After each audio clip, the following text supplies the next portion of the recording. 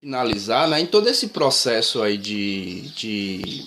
em todo esse processo de independência, né, nesse processo, nesse rompimento a partir de 9 de janeiro de 1822, já era muito nítido que isso ia acontecer mais cedo ou mais tarde, né? Dom Pedro vinha recusando a volta já há alguns anos, que ele recusava a volta para seu pai fez isso, né? Mas acabou voltando em determinado momento, e Dom Pedro também vai fazer isso, né? Vai recusar essa volta, realmente o ponto de rompimento com a coroa portuguesa é quando é o dia do fico, né? O 9 de janeiro de 1822. A partir daí começa uma corrida de Dom Pedro para convencer os líderes de província, né, a se remeter aos problemas à corte, ao Rio de Janeiro, que era a capital do Brasil, né, do reinado aí de Portugal e Algarve do Brasil, né? Porém, Portugal já tinha feito vários decretos e mandado inclusive para as províncias de que elas se retratassem a Portugal. Então era uma corrida para tentativa de convencimento, era um ato político realmente. E num determinado momento, lá em setembro de 1822, né, no início ali de setembro de 1822, Dom Pedro estava em viagem para São Paulo, né, nessa tentativa, nessas reuniões, né, ele estava em viagem para São Paulo, né, quando realmente chegou vários decretos e cartas endereçadas a Dom Pedro, né, de que as tropas portuguesas seriam enviadas para buscá-lo, para levar para Portugal, e outras medidas seriam feitas, né? É aí que Leopoldina, que está como regente naquele momento, com a saída de Dom Pedro para viajar, ela fica como regente naquele momento, respondendo pelo reinado do Brasil. Ela, nesse momento, junto com José Bonifácio, faz um documento, um decreto, onde ela assina. O decreto de independência do Brasil é assinado por Leopoldina, esposa de Dom Pedro, né? De Pedro, né?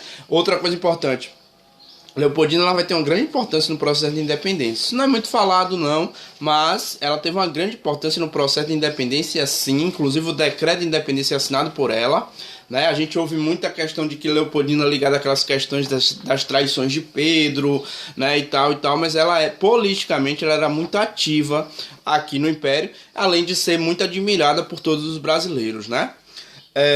Logicamente que esse decreto é assinado, ela envia essas cartas que foram mandadas por Portugal, e o decreto envia por um mensageiro para entregar a Pedro, né, para que ele faça o ato, né? E nesse momento esse mensageiro encontra Pedro às margens do rio Ipiranga, né, onde lá vai ter toda aquela construção de um momento lindo, épico, num cavalo branco. Ele suspende a espada e diz: independência ou morte, né?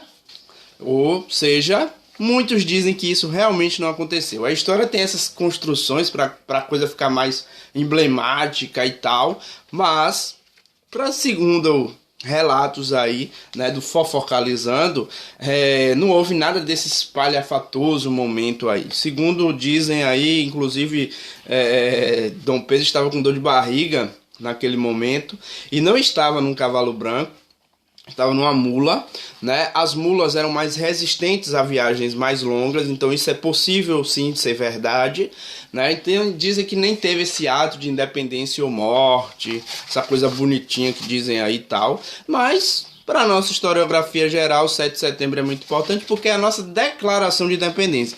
Ainda não é independência de fato, é a declaração de independência, mas realmente a independência de fato do Brasil acontece no dia 2 de julho de 1823, a batalha lá na nossa querida, aqui na nossa querida Bahia, né, na região ali do Recôncavo, em Salvador também, né, mas esse ato de declaração ele é importante, ele é histórico, é a declaração de independência do Brasil, né? Atos de declaração não significa que seja já a independência, mas o ato de declaração é muito importante, tanto que hoje é feriado nos Estados Unidos, né?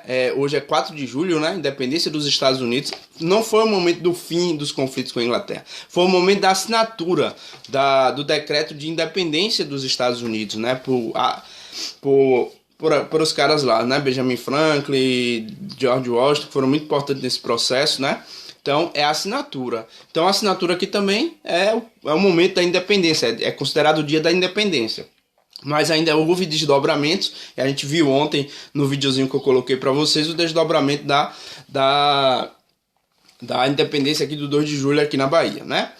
Então você tem ali a declaração, Portugal logicamente não aceita essa declaração de independência, aí vai ter os conflitos e tal, vai ter o 2 de julho na Bahia, a Inglaterra vai interferir muito nesse momento, porque só em 1826 é que Portugal reconhece o Brasil como independente mediante o pagamento de uma indenização de 2 milhões de libras, e quem vai efetuar esse pagamento é a Inglaterra, tornando o Brasil mais ainda dependente da Inglaterra, mais do que já era naquele momento. E lembrem que eu falei para vocês que a situação econômica do país aqui, da nação, com a saída de Dom João VI, era muito ruim de verdade, né? Porque a situação financeira era ruim, você não tinha um produto, o açúcar já não era mais a mesma coisa há muito tempo, já não era mais o mesmo lucro, a mineração já tinha entrado em crise lá no final do século XVIII, né? E o café só vai surgir a partir de 1820, a partir de 1800, com força mesmo, a partir de 1840,